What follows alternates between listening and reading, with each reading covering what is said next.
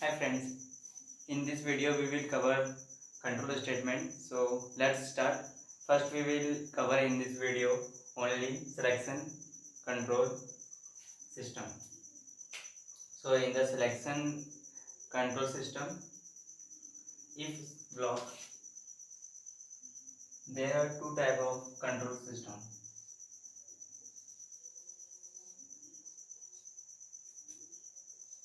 First is your selection system.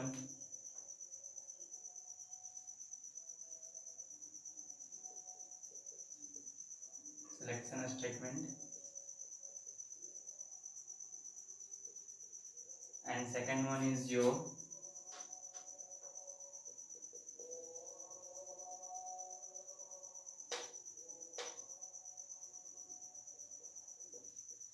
iteration statement.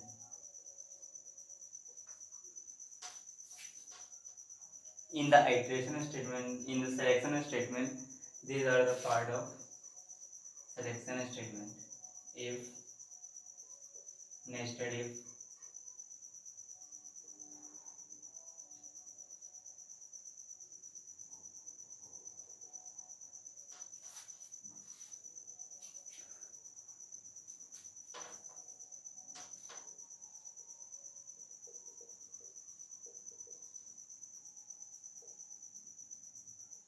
if else if, and last one is your switch. And in the iteration statement, these are the part of iteration statement. While loop, do while loop,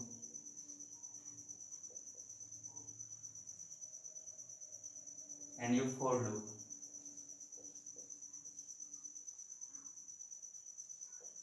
In this video, we will cover only this part. We will cover in the next video these are the part. Okay. So let's talk about the if.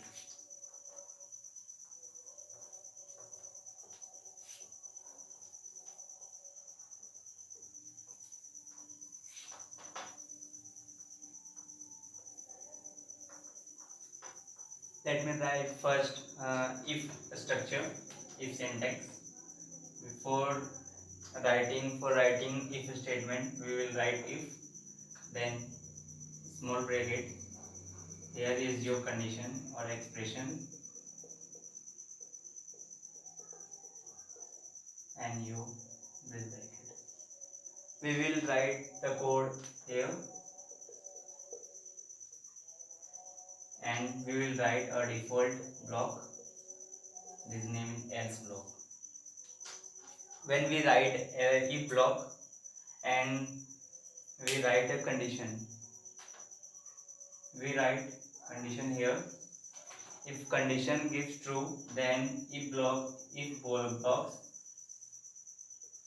will be executed. If your expression gives false, if it means if expression gives false,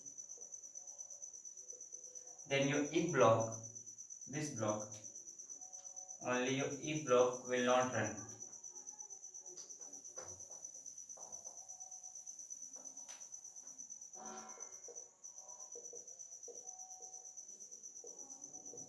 Only this part will run when expression gives false. Let's take a condition, write a code. First I am declaring a int type of integer a is equal to 10, and write a if statement. If a is equal to 10,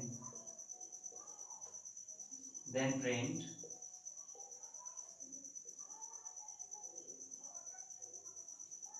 a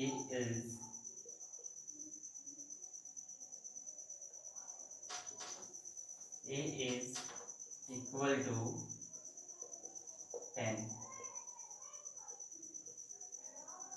Else, if a is not is equal to 10, then default block, it means else block,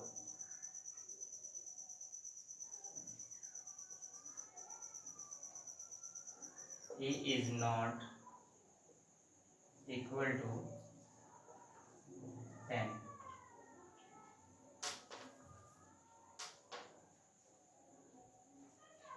When we will execute this program, first we will come here sequentially. First we will put A is equal to 10 and then moves to this block. If he is comparing, Java compares this expression or condition. Now we can see here A is equal to 10 and A is equal to 10, then this expression gives true, then your if block will execute, then your answer or your output will be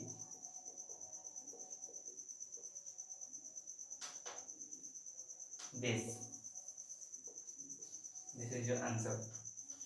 Now we will move forward and we will see, let's see about your nested if. It means we will write a if block inside the if block. That is called nested if. Right? If here is your expression,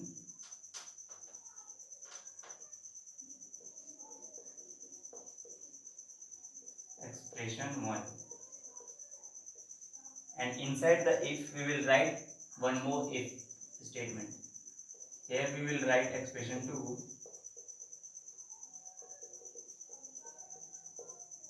and here we will write, if you want to write a default statement, then we will write here else block and close this and close this. Okay, this is the simple structure of nested if. Now take a condition and write a code for your nested if.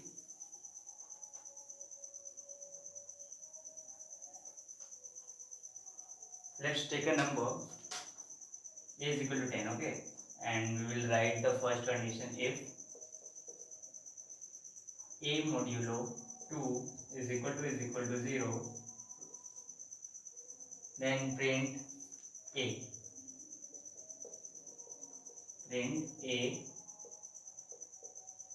okay, and inside the if block, now if A modulo 2 gives 0, then print nothing, then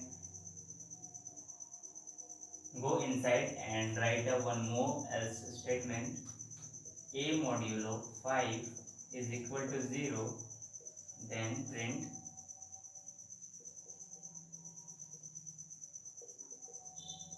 A is divisible by 2 and 5.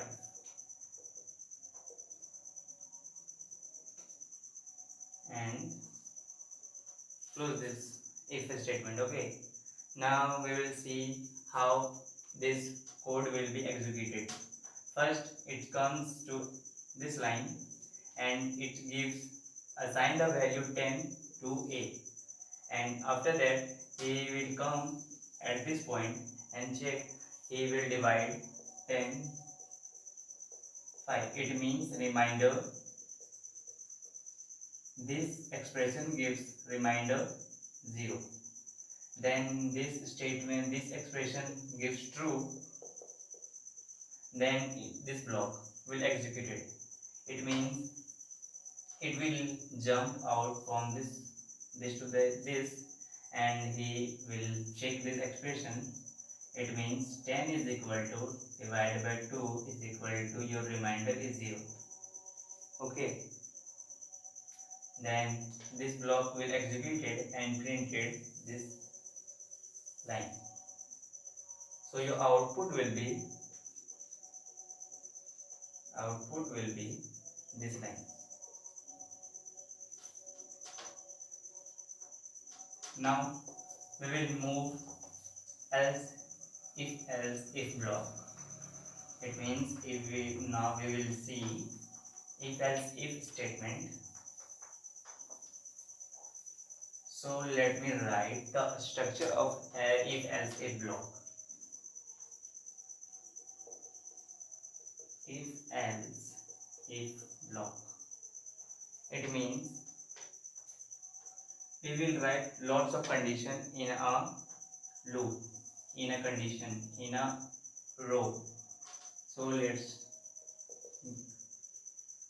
me write the structure. If first condition first, else if, okay, and here will be write your condition number 2, and after that else if your condition number 3. At the last we will write a default block, it means else block. It means if no one condition gives true, then else block will run defaultly. If a condition true, let me take a condition given and written at this point, and it's give true, then this block code will print or run, then your if block, this block will break and jump from this statement, and now execute below of this block. Okay, now we will see the switch statement. Switch statement is used to if we have only one constant value. It means we have only one value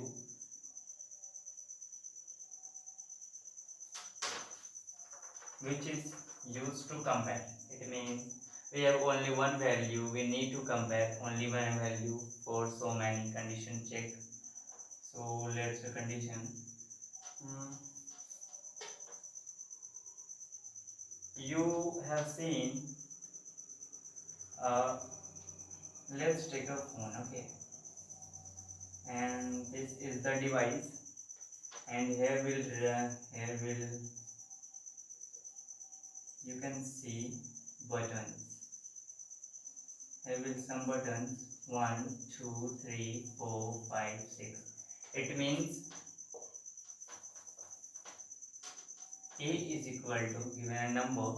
When we will press on this button, then the value assigned to a, okay, then here is a blank, and here written a code switch a, and after that case 1 code and break, case 2 code break,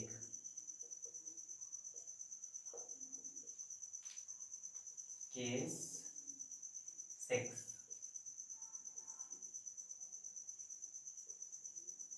code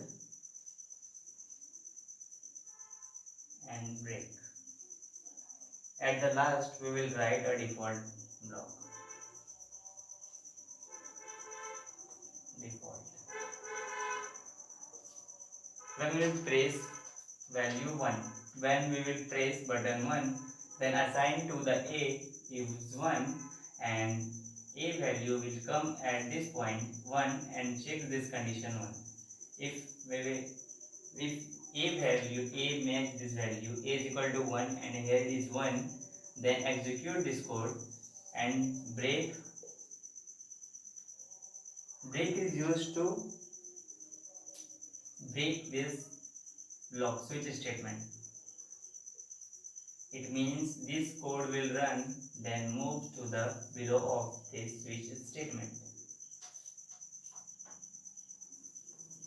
Let's take one more example for month. Okay, now here is your int, variable length is your month is equal to 5, and here is your switch statement month, and in case 1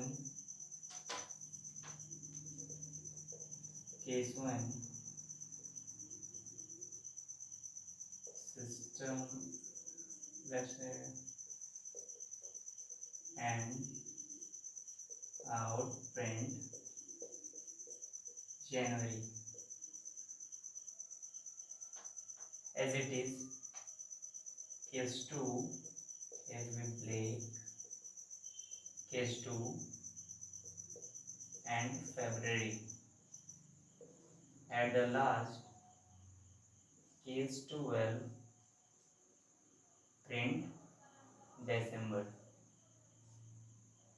So when we will execute this code, your answer will be May, because your month number is your 5 and your month is your May. So this is your answer. So thank you for watching this video. Have a good day, and we will see in next video your iteration statement.